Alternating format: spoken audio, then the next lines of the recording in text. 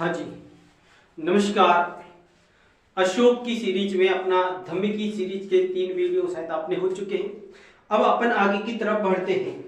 तो अपने धम्म के स्वरूप, धम्म के परिभाषा आदि को पढ़ चुके हैं।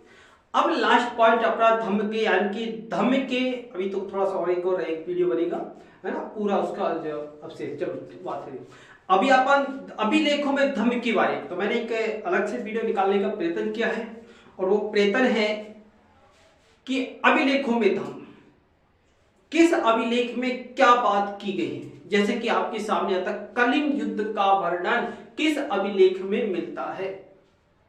सिंपल सी बात है, अशोक के 13वें अभिलेख में मिलता है कलिंग युद्ध का उल्लेख। इसी प्रकार धम्मदान का उल्लेख कहां मिलता है, धम्म मंगल का उल्लेख कहां मिलता है, भेरी घोष का उल्लेख कहां मिलता है। तो इस तरह हमारे पास में 1 2 4 3 कुछ ऐसे अभिलेख हैं, 13 तक 5 7। तो उनमें अपन चर्चा करेंगे किस अभिलेख में हमें किस बात की जानकारी मिलती है, और एग्जाम की दृष्टि से बड़े महत्वपूर्ण है, क्योंकि प्रश्न अधिकतर यहीं से उठाकर दे दिए जाते हैं, जो या तो हमें याद रखने में असुविधा होती है, जो हम याद नहीं रख पाते, या फिर हम इनको पढ़ते ही नहीं, सिर्फ धम्म के आगे पीछे की पूरा मैटर देख लेते हैं। और एग्जामिनर जानता है कि मेहनत करने वाला भी कहां इस जगह ओझल हो जाएगा, क्योंकि वो कच्चा कहां से, यहां से कच्चा रहेगा, और वहीं से वो प्रश्न टपका दिए जाते हैं, और वहां हम कंफ्यूज में रहकर के उनको छोड़ देते हैं। तो चलिए, अपन फर्स्ट ग्रेड के लेवल से अपनी ये सीरीज चल रही है,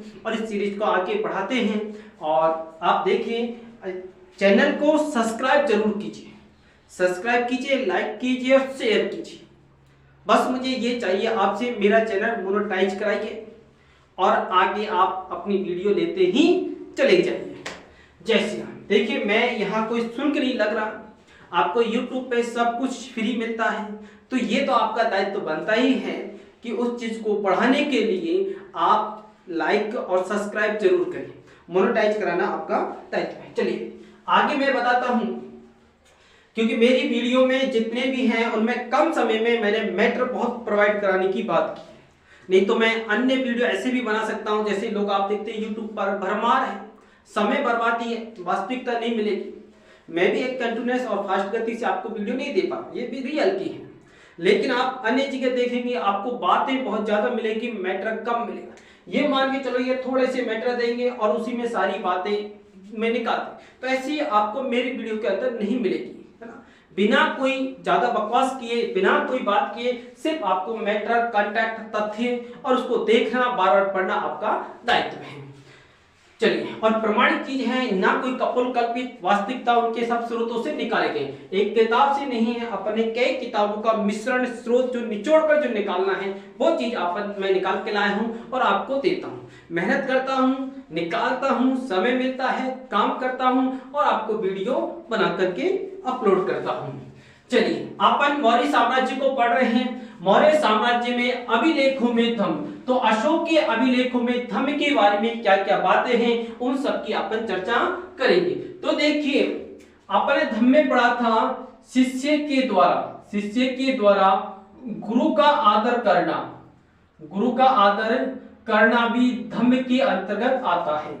जैसे कि मैंने बताया था, उसमें था माता पिता की सेवा करना, गुरुओं का, वृद्धजनों का, ब्राह्मणों का, श्रवणों का, दासों का आदि का आदर सम्मान करना धम्म के अंदर है।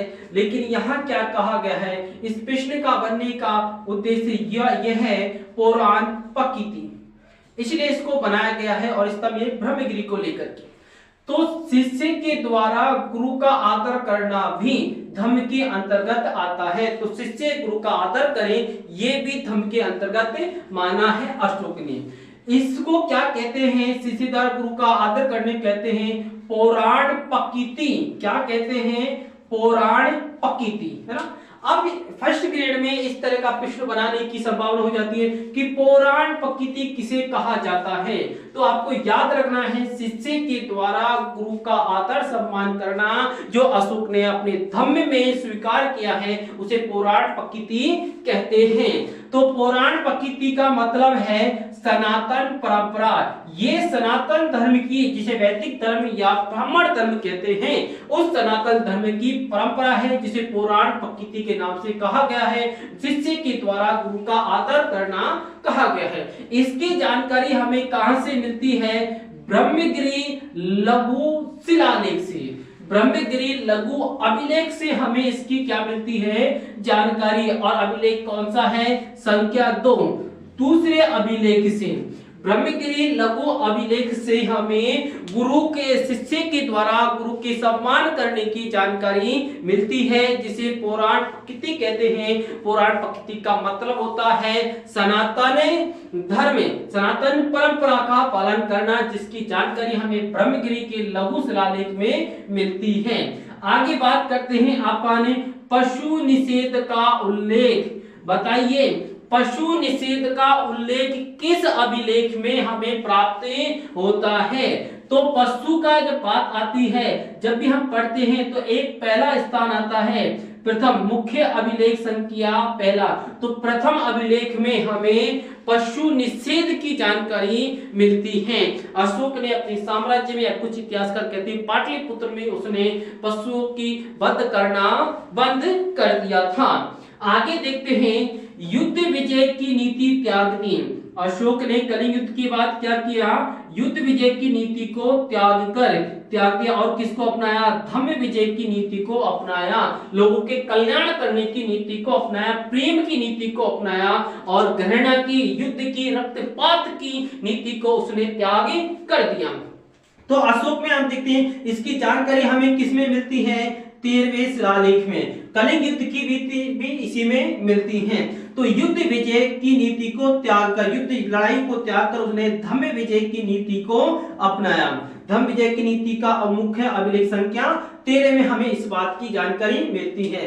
तो देखिए, अपन ने नंबर 1, नंबर 2 और नंबर 13 तीनों को पढ़ा है। नंबर 1 में हमें किसकी जानकारी मिलती है? पशु निषेध की जानकारी मिलती है।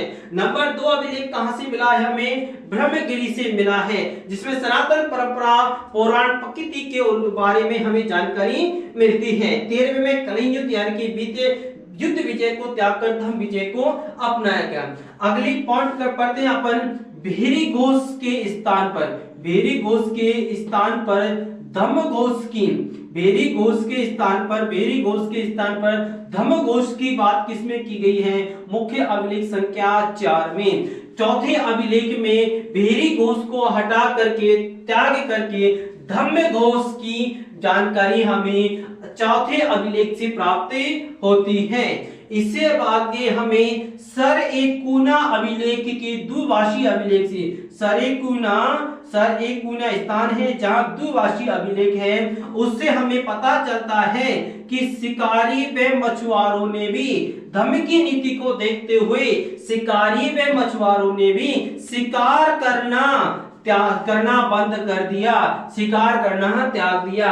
यानी कि ये एक परंपरागत जाति है कि जो शिकार करना और मछलियों को पकड़ना उसका दायित्व होता है, लेकिन अशोक के अभिलेख की स्थिति को, अशोक के धम्म की स्थितियों को देखते हुए उन्होंने शिकार करना और मछलियों का शिकार करना, इनको पकड़ना मारना बंद कर दिया, उन्होंने त्याग दिया। इस बात की जानकारी हमें कहां से मिलती है? सरेकुना के द्विभाषिक लेख से, द्विभाषिक लेख से हमें इसकी जानकारी मिलती है। मैंने कहा आपसे कि जो धम्म मंगल, किसकी? धम्म मंगल की व्याख्या हमें किस अभिलेख से मिलती है? तो अभिलेख संख्या कौन सा है? अभिलेख संख्या 9 से हमें धम्म मंगल की जानकारी मिलती है। और धम्म दान की जानकारी 2 अभिलेख बाद 11 में धम्म दान की जानकारी। तो आपको दान को 11 याद रखना है। जब भी किसी को दान देते हैं या किसको विदा करते हैं तो 11 रुपए का या 21 रुपए का देते हैं। तो आप याद रखना कि धम्म दान किसमें दिया? 11 में। 11वें शिलालेख से हमें धम्म दान की जानकारी मिलती है। धम्म मंगल की जानकारी 9वें अभिलेख से मिलती है। धार्मिक सहिष्णुता की बात, जो धार्मिक सहिष्णुता की बात कही गई है, मुख्य अभिलेख संख्या 7 व 12 में, मुख्य अभिलेख संख्या 7 व 12 में बारे में धार्मिक सहिष्णुता की बात कही गई है। आगे अपन देखते हैं सभी संप्रदायों व धार्मिक मतों की सार वृद्धि की बात, सभी संप्रदायों व धार्मिक मतों की सार वृद्धि यानी कि सभी संप्रदायों की वृद्धि हो, धार्मिक संप्रदायों व धार्मिक मतों की सार वृद्धि, उनकी वृद्धि की जो बात की गई है, प्रसन्नता, उनके फूलने फलने की जो बात कही गई है, वो मुख्य अभिलेख संख्या 12 में कही गई है। इसका मतलब है वाक्य संयम, बच्चों बुद्धि, भाषा को संयम रखना, आत्म संयम, आत्मा की बात, आत्मा को संयम, मानसिक यानी परिशुद्धि, भावनाओं को, अपनी मानसिक स्थिति को शुद्ध रखना, कृतज्ञता पर बल दिया गया है। यानी संप्रदायों और धार्मिक मतों की सार वृद्धि की, सभी में एकता संगठन की बात कही गई है। आगे देखते हैं अभिलेख संख्या 13 में, जिसकी अपन आगे भी चर्चा कर चुके हैं। 13 में काफी प्रश्न अपने से निकलते हैं। इसमें है जहां मेरे दूत, धम्म के बारे में अशोक कहता है जहां मेरे दूत नहीं पहुंचते, जिन क्षेत्रों तक, क्योंकि उन्होंने अपने पूरे राज साम्राज्य में, उसके बाद में पड़ोस के साम्राज्य तक उन्होंने अपने दूत पहुंचाए थे, लेकिन उससे आगे वो कहते हैं जहां मेरे दूत नहीं पहुंचते, जहां उनके दूत नहीं पहुंचते, वहां धर्मोक्ति, विधान और धर्म शक्ति को सुनकर धर्म का पालन करें। व्यक्ति धर्म का पालन कैसे करें? जहां तक उनके व्यक्ति नहीं पहुंचते, वो इनको सुन करके अपने धर्म का पालन करें। तो किसको सुने? धर्मोक्ति, धार्मिक कार्य, विधान जो उन्होंने वो नियम बनाए हुए हैं, धर्मानुशक्ति को सुनकर धर्म का पालन करें। धम्म विजय प्रेम पूर्ण विजय है। मैंने कहा कि जो धम्म की विजय वो कैसी विजय है? प्रेम पूर्ण विजय है। लड़ाई करके नहीं, प्रेम से, विश्वास से। और वो अपने आगे के पुत्रों को भी, प्रपोत्रों को भी कहते हैं कि तीर की विजय, युद्ध की विजय को त्याग करके धम्म विजय को अपनाओ, प्रेम की विजय को अपनाओ। तो इस विजय को वो कहते हैं। ऐसा अशोक की स्थिति थी। इसी स्थिति को बहुत से विद्वान अशोक साम्राज्य के पतन का कारण मानते, क्योंकि आप प्रेम करना चाहते हैं, लेकिन जो विदेशी ताकतें हैं वो आपके साथ इस स्थिति में नहीं है।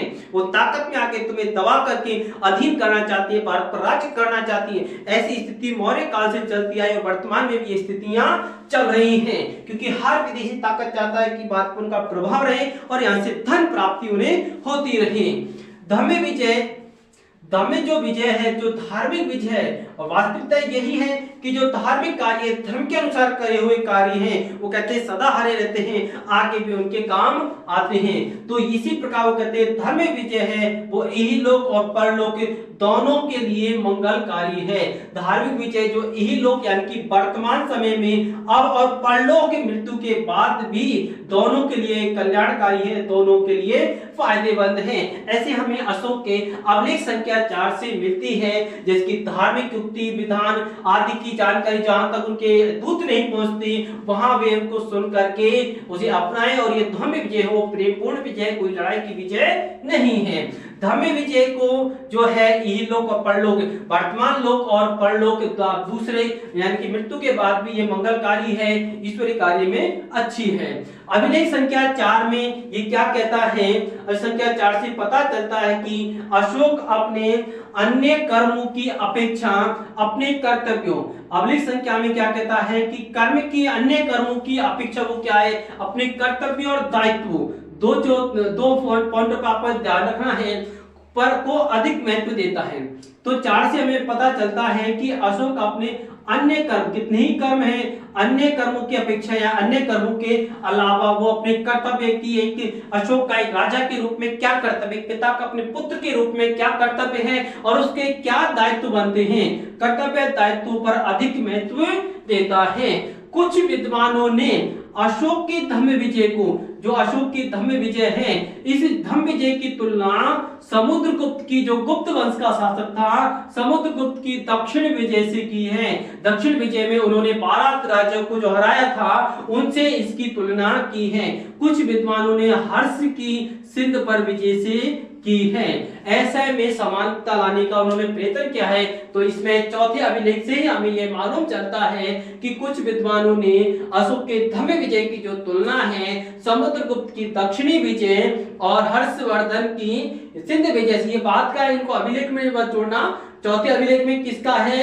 सिर्फ कर्तव्य और दायित्व का, इनका नंबर 1 का इसमें उल्लेख नहीं है। तो इससे संबंधित ये बातें हैं, इसलिए मैंने नंबर 1 अलग से जोड़ दिया गया है। तो कुछ विद्वानों के जो वर्तमान विद्वान हैं उनके अनुसार अशोक की जो धम्म विजय की तुलना है वो समुद्रगुप्त की दक्षिण विजय से करते हैं, जो उसके मेरे हिसाब से उचित नहीं है। और हर्षवर्धन 6ठी शताब्दी में हुए थे, उससे पहले गुप्त वंश के समुद्रगुप्त थे, हर्षवर्धन वर्धन वंश के थे, तो इनकी सिंध पर विजय से तुलना करते हैं, जो ठीक नहीं है।